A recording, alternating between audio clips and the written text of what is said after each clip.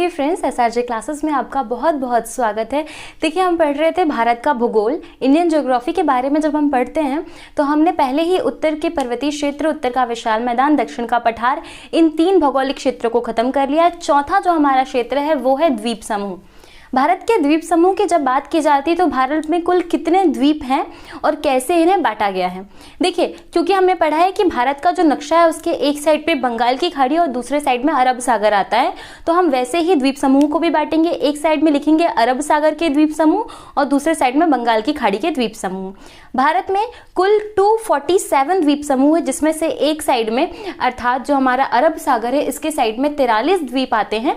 वहीं बंगाल की खाड़ी के साइड की बात की जाए तो वहां पे 204 द्वीप आते हैं। मतलब द्वीप समूह जो है, मतलब द्वीपों की अधिकता जो है वो मिलती है बंगाल की खाड़ी के साइड पे। देखिए, बंगाल की खाड़ी पे जो द्वीप समूह हैं उन्हें कहा जाता है अंडमान निकोबार द्वीप समूह। वहीं जो इस साइड पे द्वीप समूह उन्हें कहा जाता है लक्षद्वीप। देखिए, क्योंकि लक्षद्वीप में बहुत कम द्वीप है, मतलब कुल 43 द्वीप ही हैं, तो इन 43 द्वीपों में केवल 10 द्वीप ऐसे हैं जिन पे मानव का निवास होता है। और साथ ही साथ में यहाँ पर भाषा की बात की जाए, अगर हम लक्षद्वीप को पढ़ें तो लक्षद्वीप में जो भाषा प्रयोग की जाती है वो होती है एक मलयालम और दूसरी अंग्रेजी। मतलब मलयालम और अंग्रेजी भाषा का प्रयोग इस जगह पर होता है। और साथ ही साथ में लक्षद्वीप भारत का सबसे छोटा यूटी अर्थात केंद्र शासित प्रदेश भी है।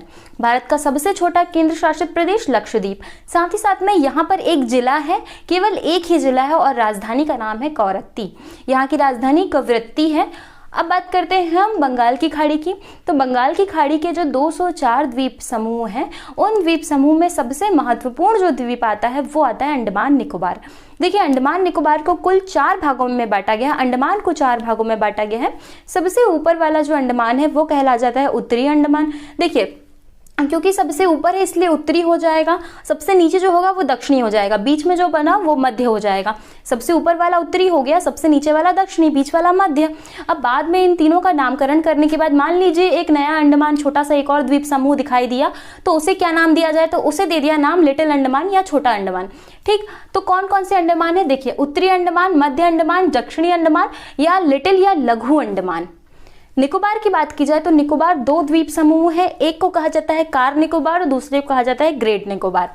पहला हो जाता है कार निकोबार और दूसरा हो जाता है ग्रेट निकोबार। देखिए, अंडमान निकोबार की जब बात की जाए तो उत्तरी अंडमान, मध्य अंडमान, दक्षिणी अंडमान, लिटिल अंडमान, कार निकोबार और ग्रेट निकोबार। अंडमान और निकोबार को क्या चीज़ अलग करती है? तो अंडमान निकोबार को एक जल संधि अलग करती है। अच्छा, जल संधि क्या होती है? देखिए, 2 द्वीपों के बीच में जो जल का एक रास्ता होगा, जो पानी का एक रास्ता होगा जो उन दोनों को अलग करेगा, उसे ही जल संधि कहा जाता है। तो वैसे ही अंडमान और निकोबार के बीच में 10 डिग्री चैनल जो जल संधि है वो अंडमान और निकोबार को अलग करती है। वहीं निकोबार में जो 2 निकोबार है, पहला कार निकोबार, दूसरा ग्रेट निकोबार। कार निकोबार और ग्रेट निकोबार को सोम बैरो की संधि अलग करती है। ठीक, अब इसके साथ साथ यहाँ पर और क्या चीज़ें बहुत ज़्यादा इंपॉर्टेंट हो जाती हैं, जैसे कि अंडमान निकोबार की सबसे ऊंची चोटी जो शैडल पीक है वो कहाँ स्थित है? तो शैडल पीक उत्तरी अंडमान पर स्थित है। और बात करें अंडमान निकोबार की राजधानी जो कि पोर्ट ब्लेयर है वो कहाँ है? तो वो दक्षिणी अंडमान पर। देखिए, उत्तरी अंडमान पर शैडल पीक स्थित है और दक्षिणी अंडमान पर पोर्ट ब्लेयर स्थित है। वहीं यहाँ पर 2 ज्वालामुखी हैं जो कि बहुत ज़्यादा महत्वपूर्ण है। एक प्रक्षुब्ध है और दूसरा सक्रिय है। देखिए, प्रक्षुब्ध का मतलब क्या होता है और सक्रिय का मतलब क्या होता है? जब प्रक्षुब्ध ज्वालामुखी की बात की जाती है तो एक ऐसा ज्वालामुखी जो बहुत टाइम से उद्गरित नहीं हुआ है, मतलब एक ऐसा ज्वालामुखी जिसमें बहुत ही टाइम से लावा नहीं निकला है और ना ही लावा निकलने की संभावना है, ऐसे ज्वालामुखी को प्रसुप्त ज्वालामुखी कहा जाता है। तो जो यहाँ पर एक ज्वालामुखी है जो कि प्रसुप्त ज्वालामुखी है, इसका नाम है नारकोंडम। और दूसरा जो कि ज्वालामुखी है जो कि सक्रिय ज्वालामुखी है, उसका नाम है बैरन द्वीप समूह। सक्रिय का मतलब जिससे लगातार लावा निकलता हो या एक समय के उपरांत जिससे लावा निकलता हो और आगे संभावना हो लावा की निकलने की, तो उससे कहा जाता है सक्रिय ज्वालामुखी। ठीक, अब हमने बात कर ली सक्रिय ज्वालामुखी और प्रसुप्त ज्वालामुखी कौन कौन से हैं। एक हो गया नारकोंडम और दूसरा हो गया बैरन द्वीप। बैरन सक्रिय है, नारकोंडम प्रसुप्त है। यहाँ पर 3 द्वीप हैं मध्य अंडमान के पास में। इन तीनों द्वीपों का नाम परिवर्तित किया गया है और इनका नाम वर्तमान में परिवर्तित करके क्या रखा गया है? एक द्वीप का नाम स्वराज द्वीप, दूसरे का शहीद और तीसरे का सुभाष चंद्र बोस, मतलब हमारे जो फ्रीडम फाइटर थे सुभाष चंद्र बोस जी, उनके नाम पर ही एक द्वीप का नाम रखा गया है, दूसरे का स्वराज और तीसरे का शहीद द्वीप। शहीद का मतलब ही ये है, अंडमान निकोबार में जितने भी लोग हमारे जो फ्रीडम फाइटर थे, जो भी स्वतंत्रता सेनानी थे, जिनकी हत्या हुई थी या जिनकी मृत्यु वहाँ पर हुई थी, उनको ही शहीदी देने के लिए यहाँ पर शहीद द्वीप और स्वराज द्वीप का नाम बदला गया है। अब बात करते हैं कि यहाँ पर और क्या महत्वपूर्ण रह जाता है। तो देखिए, एक संधि हो जाती है सॉमबेरो की संधि कार निकोबार और ग्रेट निकोबार के बीच में। अब हमने भारत के द्वीप समूह को खत्म कर लिया, एक बार और रिवाइज कर लेते हैं। एक साइड पे हम रखते हैं अरब सागर के द्वीप समूह, दूसरे साइड हम रखते हैं बंगाल की खाड़ी के द्वीप समूह। अरब सागर में लक्षद्वीप, बंगाल की खाड़ी में अंडमान निकोबार। लक्षद्वीप में कुल 43 द्वीप हैं, वहीं इस साइड पे 204 द्वीप हैं। यहाँ पर भाषा मलयालम और अंग्रेजी है, यहाँ पर भाषा का कोई ऐसा ज्ञान नहीं है। साथ ही साथ में यहाँ पर 10 द्वीप ऐसे जिनमें मानव निवास करते हैं। यहाँ की बात की जाए तो अंडमान को 4 भागों में और निकोबार को 2 भागों में बांटा गया है, उत्तरी अंडमान, मध्य अंडमान, दक्षिणी अंडमान और लिटिल अंडमान।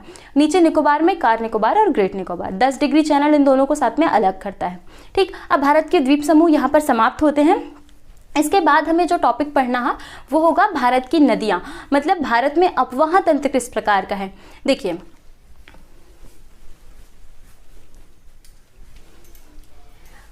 भारत में जब हम अपवाह तंत्र की बात करते हैं कि भारत का अपवाह तंत्र किस प्रकार का है, तो हमें ये समझना होगा कि भारत में नदी बढ़ने के लिए, क्योंकि भारत में जो नदियां हैं वो कुछ प्रायद्वीपीय एरिया से निकलती। प्रायद्वीपी का मतलब क्या होता है? देखिए, प्रायद्वीप का मतलब होगा भारत का ये जो निचला वाला क्षेत्र है उसे ही कहा जाता है प्रायद्वीप। मतलब जो हमारे भारत में नीचे ट्रायंगल पड़ता है गुजरात से लेके पश्चिम बंगाल तक, उसे कहा जाता है प्रायद्वीप। मतलब कुछ नदियां ऐसी है जिनका उद्गम प्रायद्वीपीय भारत से होता है, वहीं कुछ नदियां ऐसी है जिनका उद्गम जो है वो उत्तर अर्थात जो हिमालय है वहां से होता है। ठीक, तो बात करते हैं, भारत में नदी अपवाह तंत्र को 2 भागों में बांटा गया है।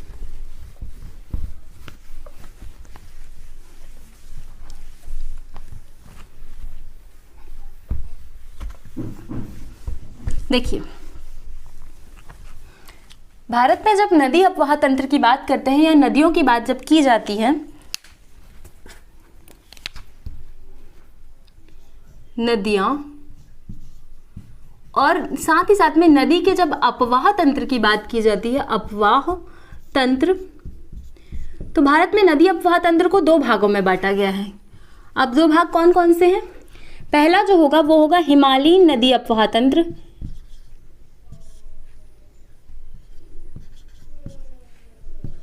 हिमालय नदी अपवाह तंत्र,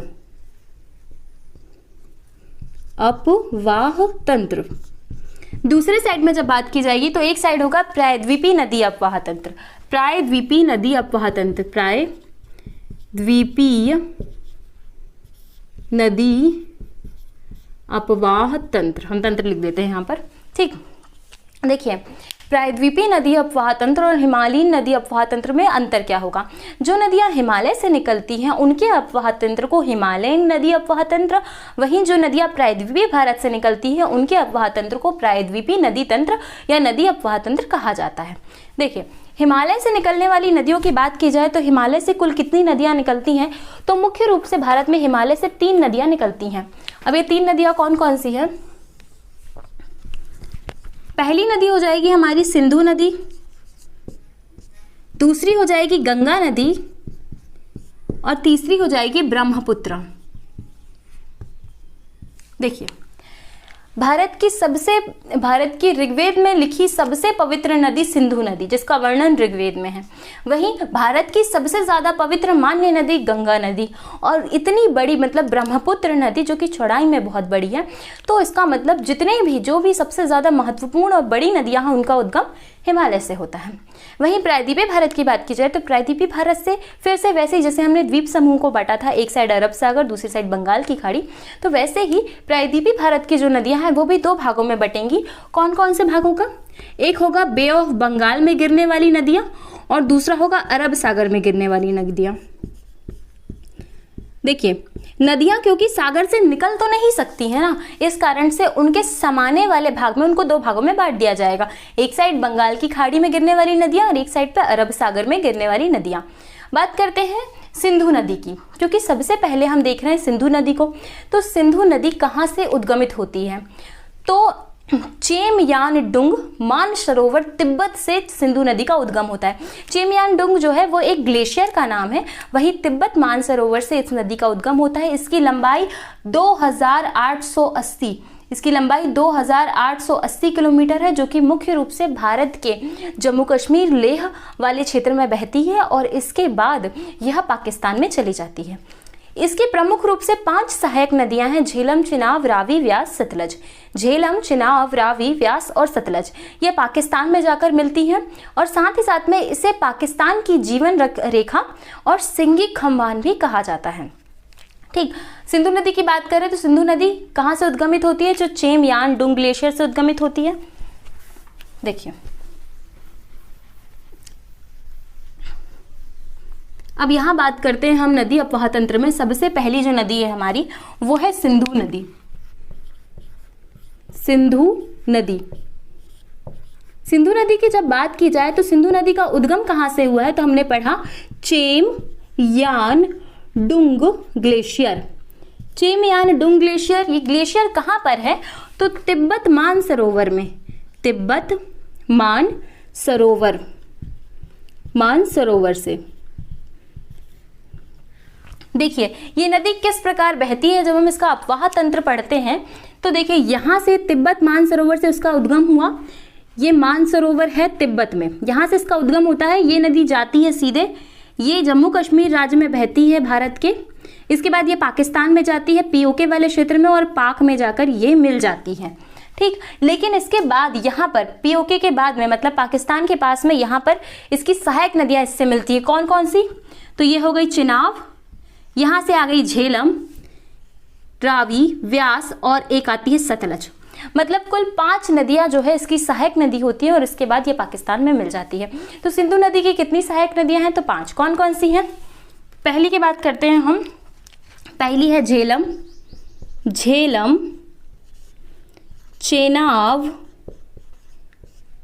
चेनाब, रावी, व्यास और सतलज। ठीक, अब इन 5 नदियों का भी उद्गम कहाँ से हुआ है? देखिए, सबसे पहले जो आती है हमारी झेलम। झेलम का उद्गम कहाँ से? शेषनाग झील, जम्मू कश्मीर से झेलम का उद्गम हुआ है। बात करते हैं चेनाब की, तो चेनाब का उद्गम बाड़ा लाचा दर्रा हिमाचल प्रदेश से हुआ है। वहीं रावी का उद्गम जो है वो रोहतांग दर्रे से हुआ है और व्यास का जो उद्गम है वो भी व्यास कुंड रोहतांग दर्रे से हुआ है। सतलज का उद्गम तिब्बत मानसरोवर से हुआ है। ठीक, ये 5 सहायक नदियां सिंधु की हैं। झेलम का पढ़ लिया हमने, शेषनाग झील, चिनाब का हमने पढ़ लिया, बाड़ा लाचा दर्रा, रावी का पढ़ लिया हमने, रोहतांग दर्रा और व्यास का रोहतांग दर्रा। वहीं सतलज का जो है वो तिब्बत मानसरोवर से उद्गम हुआ है।